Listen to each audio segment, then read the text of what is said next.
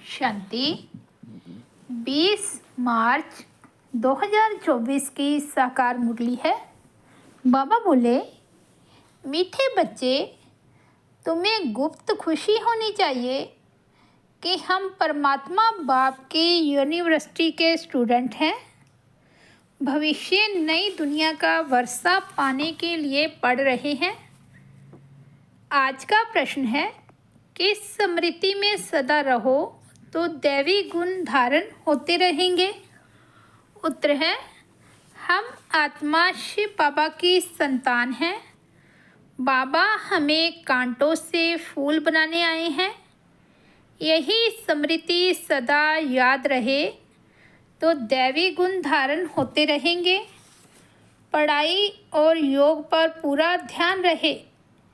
विकारों से नफरत हो तो दैवी गुण आते जाएंगे। जिस समय कोई विकार वार करे तो समझना चाहिए मैं कांटा हूँ, मुझे तो फूल बनना है। ओम शांति। बच्चों की बुद्धि में है कि हम रूहानी यूनिवर्सिटी में बैठे हैं। यह नशा होना चाहिए। ऑर्डिनरी रीति स्कूल में जैसे बैठते हैं ऐसे यहाँ बुद्धू होकर नहीं बैठना है। बहुत बच्चे जैसे बुद्धू होकर बैठते हैं। याद रहना चाहिए, यह ऊंच से ऊंच परमपिता परमात्मा की यूनिवर्सिटी है। उनके हम स्टूडेंट हैं।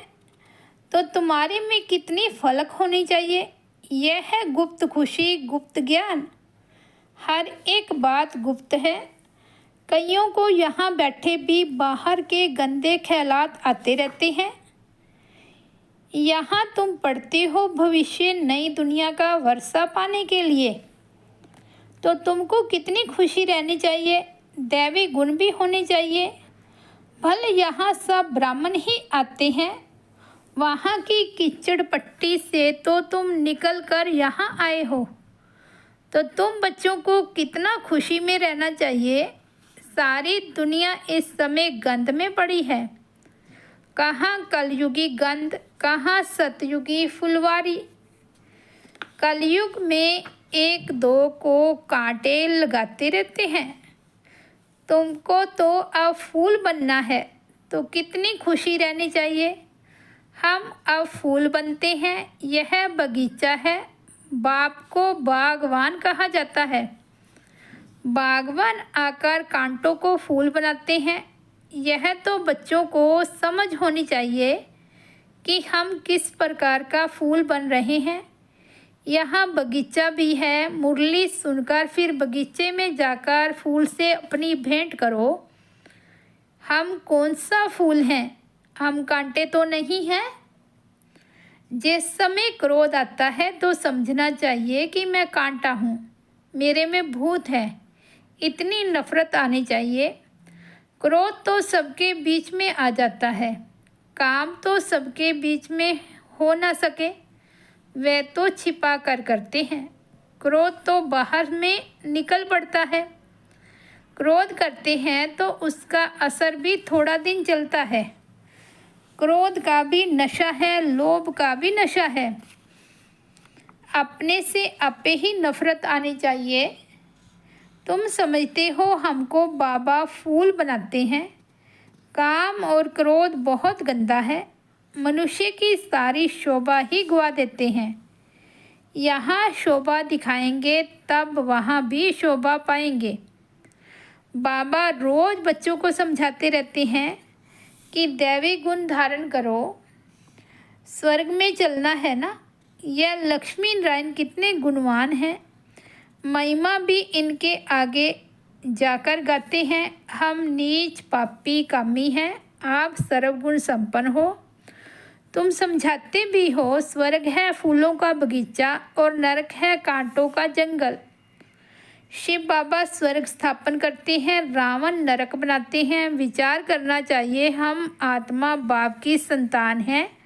हमारे में गंध कहाँ से आया। अगर गंध होगा तो बाप का नाम बदनाम करेंगे। क्रोध करेंगे तो गोवा बाप की निंदा कराएंगे। क्रोध का भूत आया, और बाप को भूले, बाप की याद हो तो कोई भी भूत आते ही नहीं। अगर किसी की दिल को दुख पहुंचाते हैं तो वह भी असर पड़ जाता है। एक बार क्रोध किया तो 6 मास तक सबकी बुद्धि में रहता है कि यह क्रोधी है, फिर दिल से उतर जाता है। बाप दादा की दिल से भी उतर जाता है। यह दादा भी विश्व का मालिक बनते हैं, इसमें भी जरूर खूबियाँ होंगी, परंतु कोई की तकदीर में नहीं है तो तदबीर करते नहीं। कितनी सहज तदबीर है, सिर्फ बाप को याद करो तो आत्मा स्वच्छ बन जाएगी। और कोई उपाय नहीं है। इस समय राज ऋषि तो कोई है नहीं, राजयोग सिखलाने वाला एक ही बाप है। मनुष्य मनुष्य को सुधार ना सके, बाप आकर सबको सुधारते हैं। जो बिल्कुल अच्छी तरह सुधर जाते हैं वे सतयुग में पहले पहले आते हैं। तो कोई भी गंदी आदत है तो छोड़नी चाहिए। पढ़ाई पर, योग पर पूरा ध्यान देना चाहिए। यह भी जानते हैं सब तो एक जैसे ऊंच नहीं बनेंगे, परंतु बाप तो पुरुषार्थ कराएंगे। जितना हो सके पुरुषार्थ कर ऊंच पद पाओ, नहीं तो कल्प कल्पांतर नहीं पा सकेंगे। बाबा बार बार समझाते रहते हैं कि बाप को याद करो तो किचड़ा निकल जाए। वे सन्यासी तो हठ योग सिखलाते हैं। ऐसे मत समझो कि हठ योग से तंदुरुस्ती अच्छी होती है। वे कभी बीमार नहीं पड़ते, नहीं, वे भी बीमार पड़ते हैं। भारत में जब लक्ष्मी नारायण का राज्य था तो सबकी आयु बड़ी थी, हेल्दी वेल्दी थे। अब तो सब बिल्कुल छोटी आयु वाले हैं। भारत को ऐसा किसने बनाया ये कोई जानते नहीं, बिल्कुल घोर अंधेरे में है। तुम कितना भी समझाओ परंतु उन्हों को समझाना बड़ा मुश्किल है। फिर भी गरीब साधारण ही समझते हैं। यहाँ कोई लखपति है क्या? आज का लाख भी बड़ी बात नहीं है। आज लखपति तो बहुत हैं, उन्हें भी बाबा साधारण कहते हैं।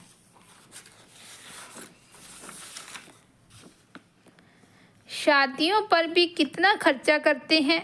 तुम बच्चों को बड़ा युक्ति से समझाना है, जो किसको तीर लग जाए।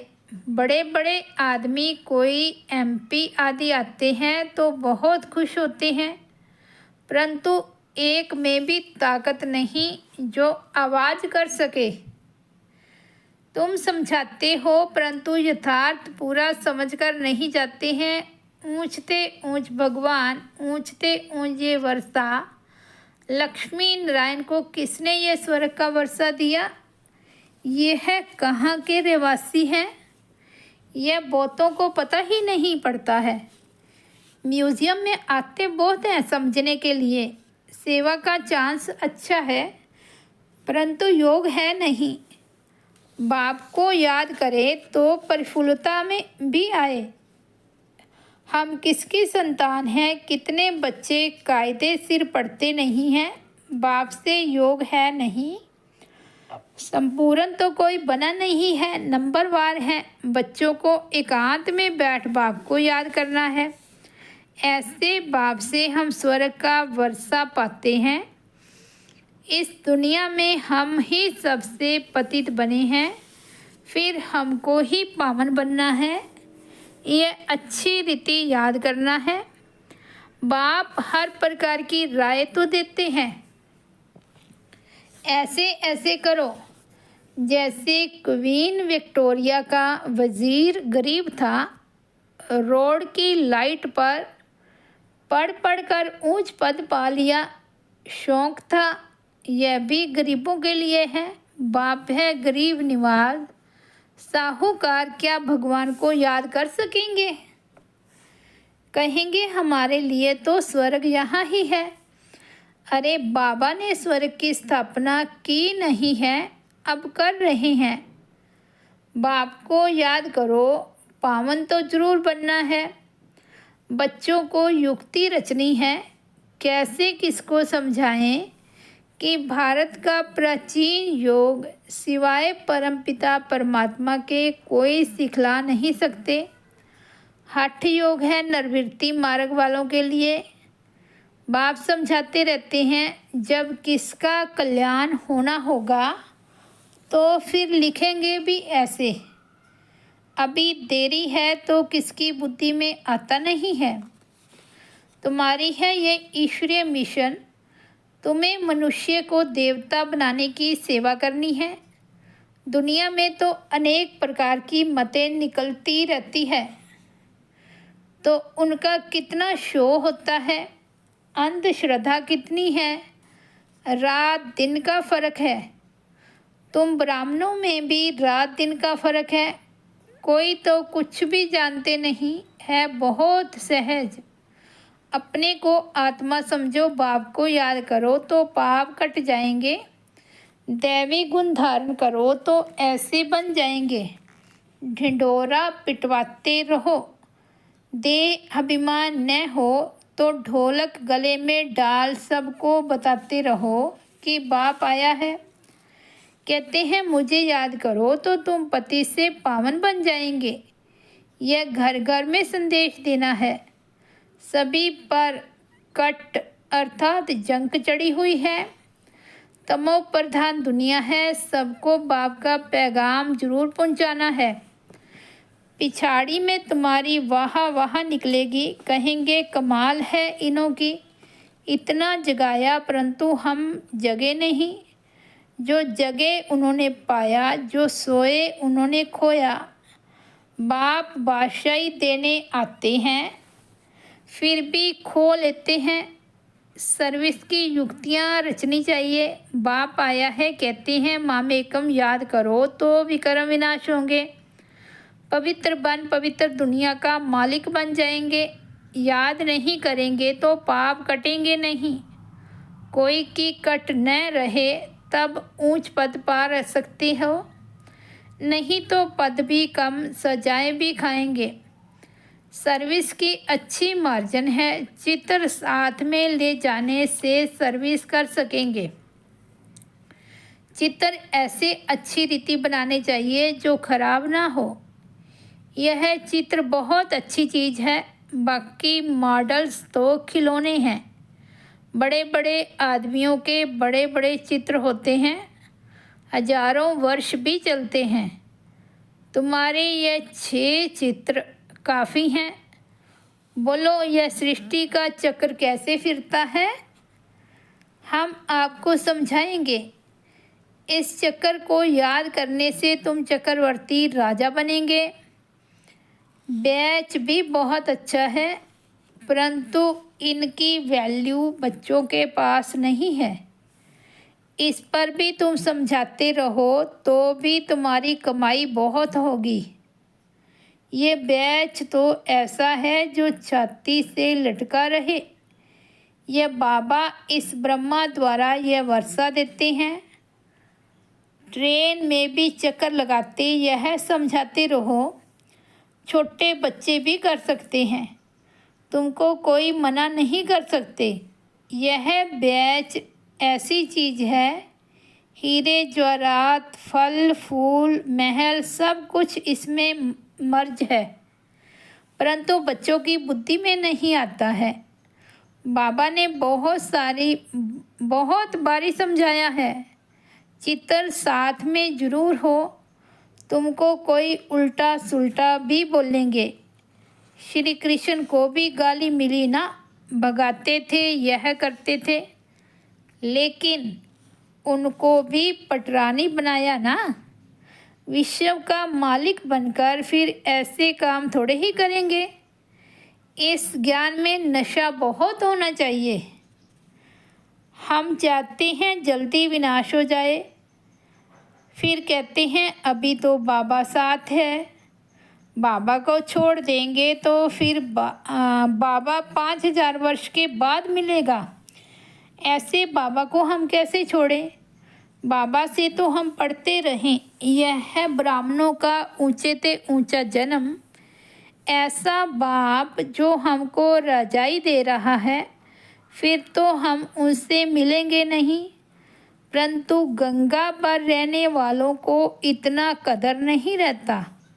बाहर वाले कितना महत्व रखते हैं, यहाँ भी बाहर वाले कुर्बान जाते हैं। अगर योग का बल नहीं है तो किसी पर भी समझाने का असर होता नहीं। कुछ भी समझते नहीं। आते बहुत हैं, लिखते हैं ऐसे ऐसे समझाया, कहते हैं बहुत अच्छा है। बाबा समझते हैं, सुना ऐसे जैसे सुना ही नहीं, जरा भी समझा नहीं। बाप को ही नहीं जाना है। अगर कुछ समझे तो ऐसे बाप से कनेक्शन तो रखें, चिट्ठी लिखें। झट तुमसे पूछे कि तुम ऐसे बाप को चिट्ठी कैसे लिखते हो, बताओ। शिव बाबा केयर ऑफ ब्रह्मा एकदम लिखने लग पड़े। यह तो रथ है ना, परंतु ज़्यादा कीमत तो उनकी है जो इसमें प्रवेश करते हैं। सर्विस करते करते बहुत बच्चों के गले थक जाते हैं, परंतु योग नहीं है तो तीर नहीं लगता है। इसको भी ड्रामा कहेंगे। बाबा को जान लिया तो फिर बाबा से मिलने बगैर रह नहीं सकेंगे। ट्रेन में भी योग युक्त हो आए, हम जाते हैं बाबा के पास। जैसे विलायत में आते हैं तो स्त्री बाल बच्चे सब याद आते हैं। या तो हम किसके पास जाते हैं? तो रास्ते में कितनी खुशी होनी चाहिए। सर्विस करते करते आना चाहिए। बाबा है सागर, देखते हैं बच्चे फॉलो कर रहे हैं, ज्ञान की लहरें उठती हैं तो देखकर खुश होते हैं। यह तो बहुत अच्छा सपूत बच्चा है। सवेरे याद की यात्रा में बहुत फ़ायदा है। ऐसे भी नहीं सिर्फ सुबह को याद करना है। उठते बैठते खाते पीते याद किया, सर्विस की तो तुम यात्रा पर हो। अच्छा, मीठे मीठे सिकिलदे बच्चों प्रति माता पिता बाप दादा का याद प्यार और गुड मॉर्निंग। रूहानी बाप की रूहानी बच्चों को नमस्ते। हम रूहानी बच्चों की रूहानी बाप दादा को याद प्यार गुड मॉर्निंग और नमस्ते। धारणा के लिए मुख्य सार फर्स्ट पॉइंट है, किसी की दिल को दुखी नहीं करना है। अंदर कोई भी भूत है तो जांच करके उसे निकालना है। फूल बन सबको सुख देना है। सेकंड पॉइंट है, हम ज्ञान सागर के बच्चे हैं तो अंदर ज्ञान की लहरें सदा उठती रहे। सर्विस की युक्तियाँ रचनी है। ट्रेन में भी सर्विस करनी है। साथ साथ पावन बनने के लिए याद की यात्रा पर भी रहना है। वरदान है, याद और सेवा के बैलेंस द्वारा बाप की मदद का अनुभव करने वाले ब्लेसिंग की पात्र आत्मा भव। यहाँ याद और सेवा का बैलेंस अर्थात समानता है, वहाँ बाप की विशेष मदद अनुभव होती है। यह मदद ही आशीर्वाद है, क्योंकि बाप दादा अन्य आत्माओं के मुआफिक आशीर्वाद नहीं देते। बाप तो है ही अशरीरी, तो बाप दादा की आशीर्वाद है सहज स्वतः मदद मिलना, जिससे जो असंभव बात है वह संभव हो जाए। यही मदद अर्थात आशीर्वाद है। ऐसी आशीर्वाद की पात्र आत्माएं हो जो एक कदम में पद्मों की कमाई जमा हो जाती है। स्लोगन है, साकाश देने के लिए अविनाशी सुख शांति व सच्चे प्यार का स्टॉक जमा करो। अच्छा, ओम शांति।